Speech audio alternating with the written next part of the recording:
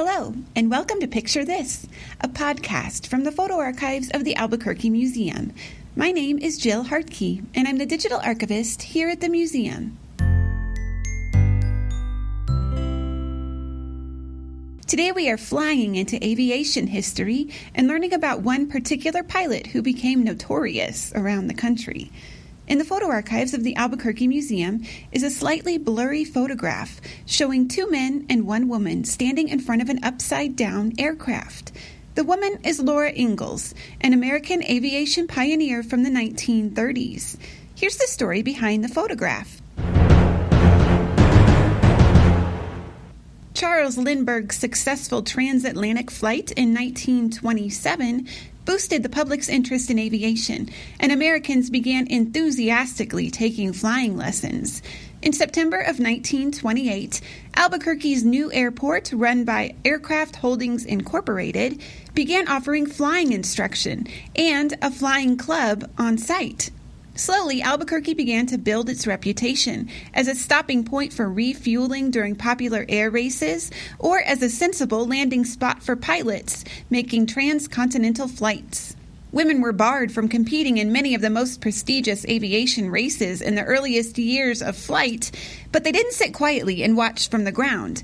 Many women took to the sky, pushing themselves and their fellow pilots to travel farther and faster. By the late 1920s, at least 117 women in the United States had their pilot's license. One woman named Laura Ingalls received her pilot's license on September 27, 1929. Laura Ingalls set many records for stunt flying in the early 1930s, making a name for herself and becoming a bit of a media darling. She set the women's record for most consecutive loop-the-loops, a stomach-dropping 930. And then she set the record for most consecutive barrel rolls, done by any pilot, male or female, a dizzying 714. While Amelia Earhart is the most well-known aviatrix of her generation, Laura Ingalls was well recognized for her flying skills and achievements. She held more American transcontinental air records in the 1930s than any other woman. She was the first woman to fly nonstop from the east coast of the United States to the west coast. And on her return trip from the west coast to the east coast, she broke Amelia Earhart's transcontinental speed record. Laura Ingalls was also the first woman to fly solo around South America and the first woman to fly from North America to South America, setting new distance records. She was awarded Most Outstanding Female Aviator in 1934 and competed in the prestigious Bendix Trophy race in 1936. Finishing second. But despite all of her aviation records, Laura Ingalls seems to have been forgotten. You've likely heard of a distant cousin of hers, Laura Ingalls Wilder, of Little House on the Prairie fame. But to learn a possible reason why Laura Ingalls, the pilot, is less talked about, let's return to our photograph in the Albuquerque Museum's collection. Laura Ingalls made stops, along with other pilots, at Albuquerque Airport during her career. And Albuquerque newsmen and local aviation enthusiasts followed her record-breaking flights throughout the 1930s. But on August 12, 1941, while attempting to land at Albuquerque Airport, Laura Ingalls crashed the nose of her aircraft into the ground, causing the plane to crumple. It was her first plane crash, and she blamed it on faulty landing gear. She wasn't hurt, but she had stacks of leaflets in her plane, and all of her papers were being caught in the East Mesa winds. The photograph in the museum's collection is of that moment. Laura Ingalls rushing to gather up her leaflets in front of her wrecked aircraft. These leaflets represent the larger role that Laura Ingalls was playing in global events at the time. By the time of her crash in Albuquerque, Ingalls already had a reputation as a political agitator. She had become enthralled by Adolf Hitler's rise to power in Europe, and she believed strongly that America's alliance with the British was a mistake. In 1939, she joined the Women's National Committee to keep the United States out of war, and flew over Washington, D.C., dropping one-page leaflets appealing to Congress to take legislative action to prevent America from joining World War II. That flight resulted in the revoking of her pilot's license for violating the airspace over the White House. Many pilots, Laura Ingalls argued, were not aware of restrictions on where they could fly, but she also felt that she was unjustly punished for what she considered a patriotic action. Her outcry fell on deaf ears, and the Civil Aviation Authority declared her grounded until she could pass a written exam showing she understood the restrictions of civil pilots in the United States. She did the work, passed the exam, and reclaimed her license, but her political ideals began to overtake her aviation ambition. No longer interested in breaking speed records or stunt flying, she gained a reputation as a politically impassioned, sometimes crossing into fanatical, celebrity. After France fell to Germany in 1940, Laura Ingalls apparently tried to join the Federal Bureau of Investigation, but her application was denied. She made a fateful decision. She approached Baron Ulrich von Geinent, who was officially titled the second secretary of the German embassy in Washington, D.C., but who was actually the head of the American arm of the Gestapo, the secret police of the Nazis. Ingalls had the idea that she'd like to fly to Europe and promote the Nazi cause, but von Geinent persuaded her to stay in America, where he felt she could make a bigger difference for Germany's war effort by joining the non-interventionist organization,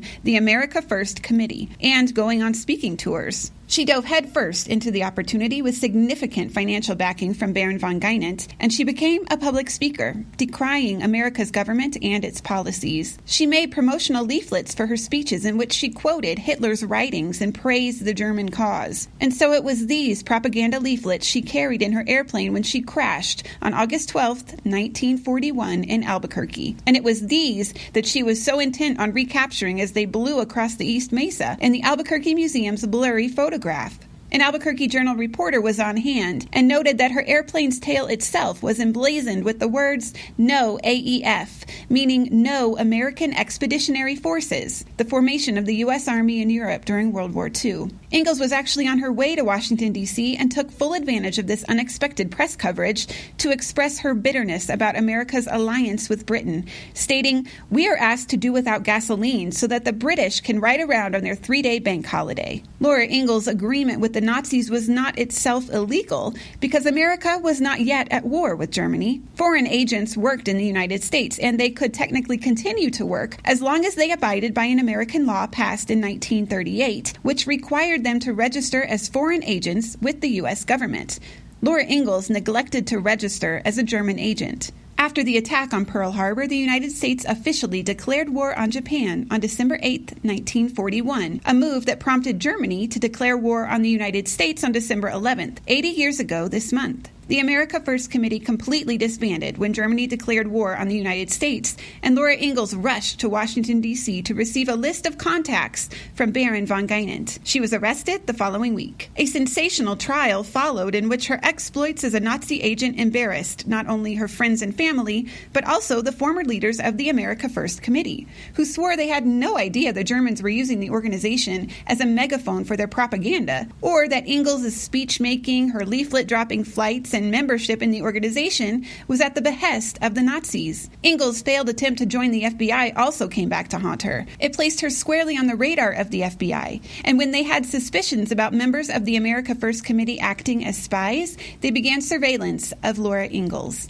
Agents testified that they watched von Geinent hand over money to Ingalls at his home in Maryland. In February of 1942, 6 months after her plane crash in Albuquerque, Laura Ingalls was found guilty of failing to register as an agent of the Third Reich. She remained defiant, stating in court that she felt she was a truer patriot than those who convicted her.